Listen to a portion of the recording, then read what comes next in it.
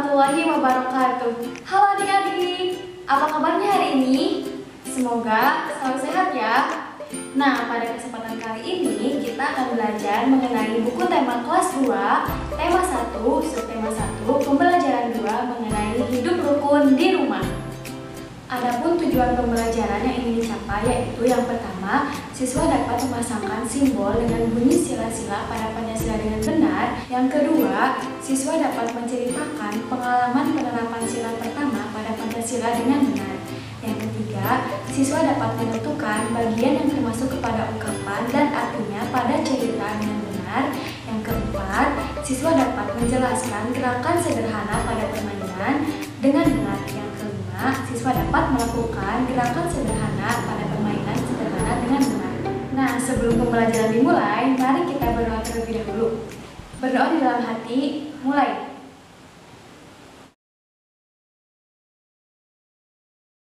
Berdoa dicukupkan. Sebelum pembelajaran dimulai, mari kita menyanyikan salah satu lagu wajib nasional, yaitu Garuda Pancasila. Yuk nyanyi bareng-bareng.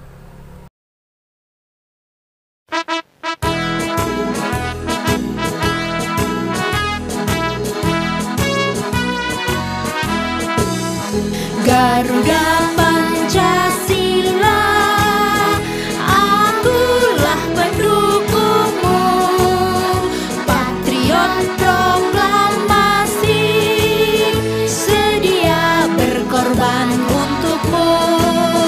Pancasila dasar negara, rakyat adil makmur sentosa, pribadi bangsaku.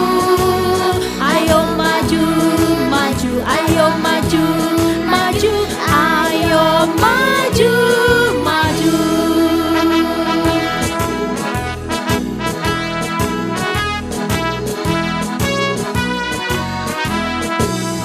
Garuda Pancasila, akulah pendukungmu, patriot proklamasi, sedia berkorban untukmu. Pancasila dasar negara, rakyat adil makmur sentosa, pribadi bangsaku. Ayo maju, maju, ayo maju, maju, ayo maju, maju. Oke adik-adik, sekarang silakan buka buku tema halaman 11. Nah, pada halaman tersebut terdapat buku mutiara yang dibelikan oleh ayahnya. Coba adik-adik amati sampul buku yang dibelikan oleh ayah mutiara.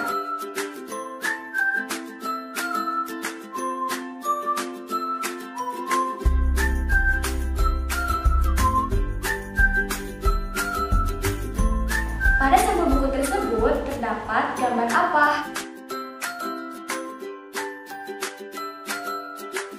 Betul, pada gambar tersebut terdapat gambar burung Garuda.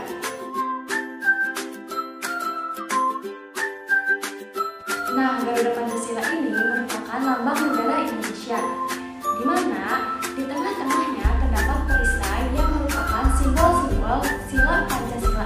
Adik-adik tahu tidak apa itu Pancasila? Panca yaitu 5 dan sila merupakan aturan. Jadi Pancasila itu merupakan 5 aturan yang terdapat pada negara Indonesia. Baik adik-adik, di sini ibu akan membacakan kelima bunyi Pancasila tersebut dan adik-adik mengikutinya ya di rumah. Pancasila. 1. Ketuhanan yang Maha Esa. 2. Kemanusiaan yang adil dan beradab. 3. Persatuan Indonesia. 4. Kerakyatan yang dipimpin oleh hikmat kebijaksanaan dalam permusyawaratan perwakilan. 5. Keadilan sosial bagi seluruh rakyat Indonesia.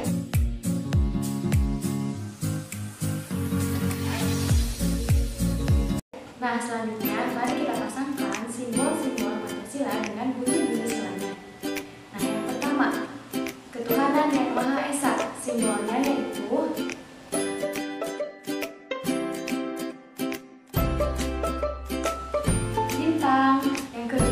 kemanusiaan yang adil dan beradab. Simbolnya yaitu rantai yang berbentuk bulat dan warnanya emas. Nah, yang ketiga yaitu Persatuan Indonesia. Lambangnya yaitu pohon beringin. Nah, yang keempat yaitu kerakyatan yang dipimpin oleh hikmat kebijaksanaan dalam permusyawaratan perwakilan. Lambangnya yaitu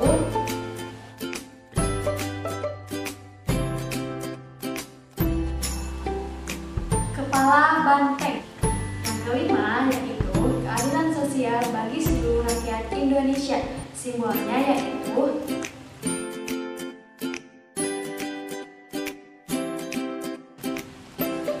padi dan kapas.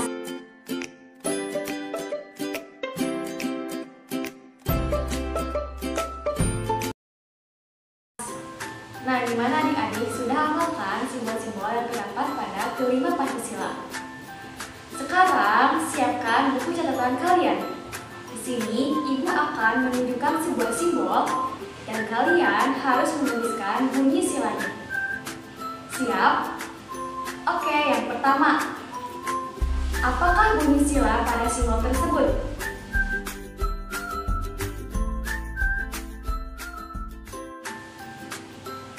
Sudah? Yang kedua, apakah bunyi sila pada simbol ini?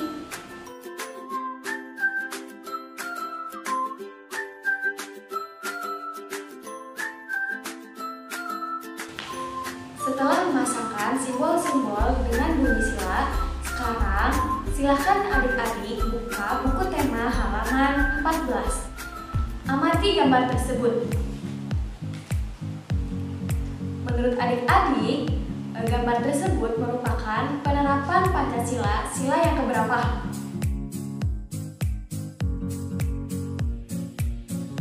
Betul, yaitu sila pertama, ketuhanan yang Maha Esa. Nah, gambar ini menunjukkan penerapan sila pertama, ketuhanan yang Maha Esa. Gambar tersebut menunjukkan berbagai macam kegiatan beribadah. Ada gambar yang sedang sholat, ada gambar yang sedang membaca doa sebelum makan, terus ada gambar sebuah keluarga yang menuju ke gereja, dan lain-lain. Nah, pada gambar tersebut menunjukkan bahwa kita harus hidup rukun dan saling menghargai satu sama lain walaupun kita berbeda agama. Nah, sekarang coba amati kegiatan seharian kalian, lalu ceritakan pengalaman kalian dalam menerapkan sila pertama dalam kehidupan sehari-hari. Bagaimana adik-adik, sudah paham kan mengenai pengamalan sila pertama pada kehidupan sehari-hari? Nah, sekarang coba kalian ceritakan pengalaman kalian dalam mengamalkan sila pertama Pancasila. Nah, setelah kita belajar mengenai Pancasila dan simbol-simbolnya, sekarang kita beranjak kepada pembelajaran bahasa Indonesia.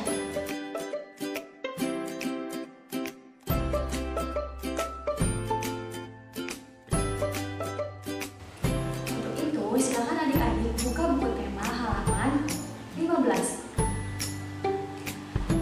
Nah, pada halaman 15 terdapat percakapan antara Udin dan Mutiara.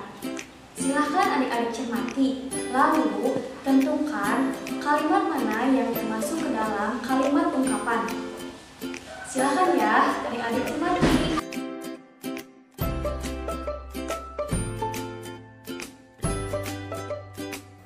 Baik anak-anak, perhatikan percakapan Udin dan Mutiara tersebut. Dan mari kita mencoba untuk membacakannya. Buku kakak banyak sekali. Kakak memang senang membaca buku. Wah, kakak memang pantas dijuluki kutu buku. Ayo, kamu juga harus rajin membaca. Ini ada buku cerita bagus, judulnya Bintang Lapangan. Ceritanya tentang apa, Kak? Cerita tentang pemain sepak bola yang rendah hati meskipun sudah terkenal. Berarti dia tidak besar kepala ya, Kak? Terima kasih ya, Kak. Saya boleh meminjam buku Kakak? Sama-sama, Dik.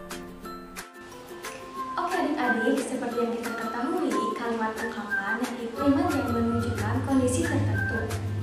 Nah, pada percakapan Udin dan Mutiara yang merupakan kalimat ungkapan yaitu yang pertama, kutu buku. Kutu buku merupakan orang yang senang membaca atau orang yang sering membaca dimanapun dan kapanpun.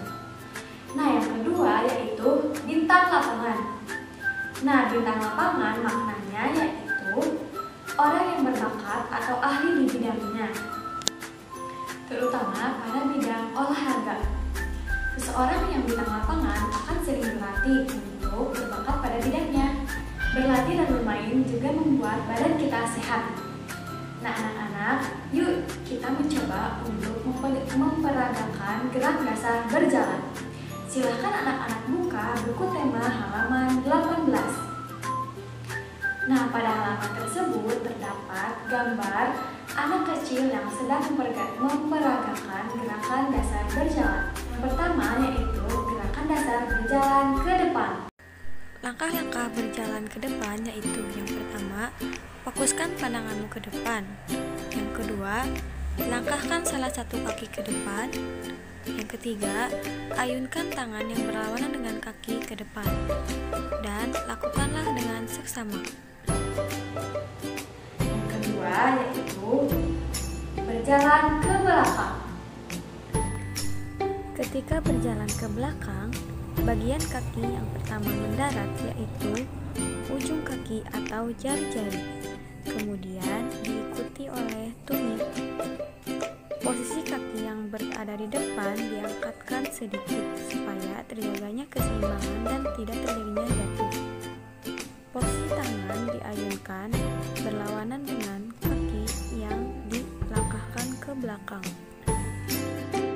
Nah, yang ketiga ada berjalan ke samping. Langkah-langkah berjalan ke samping yaitu yang pertama, posisi badan tegap, mata melirik ke samping ke kanan atau ke kiri. Langkahkan kaki perlahan ke samping, lalu rapatkan kembali kaki. Posisi tangan tetap berada di samping. Selanjutnya, lakukan kegiatan tersebut secara seksama. Selanjutnya, ada gambar sikap berjalan yang benar. Coba adik-adik amati dari posisi pertama hingga posisi terakhir. Nah, adik-adik, ini dia gambar sikap berjalan yang benar. Mari kita perhatikan posisi pertama hingga terakhir. Yang pertama yaitu posisi tubuh tegak, bahu ditarik ke belakang, pandangan ke depan, dan posisi tangan berada di samping.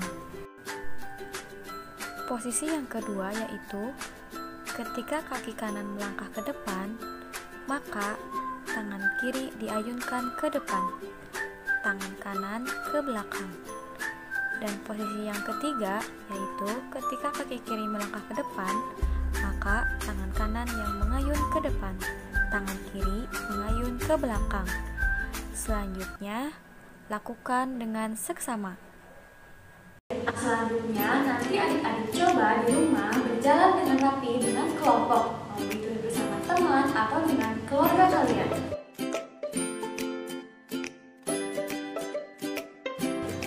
Oke adik-adik, silahkan praktekkan macam-macam gerak dasar berjalan di rumah kalian ya. Selain itu, ibu mau coba kalian praktekkan berjalan hewan. Yang pertama, kucing. Silahkan kalian praktekkan.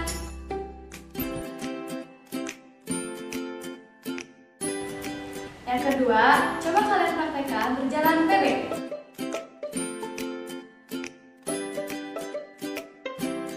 Selanjutnya, silakan kalian lakukan permainan menirukan hewan berjalan di rumah bersama teman kalian.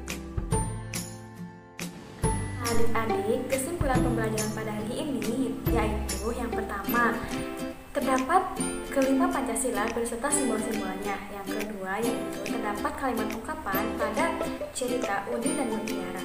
Selanjutnya yang terakhir yaitu terdapat gerakan dasar berjalan. Baik adik-adik, pembelajaran hari ini cukup sampai di sini. Semoga bermanfaat ya. Jangan tetap semangat untuk belajar ya. Bye bye. Wassalamualaikum warahmatullahi wabarakatuh.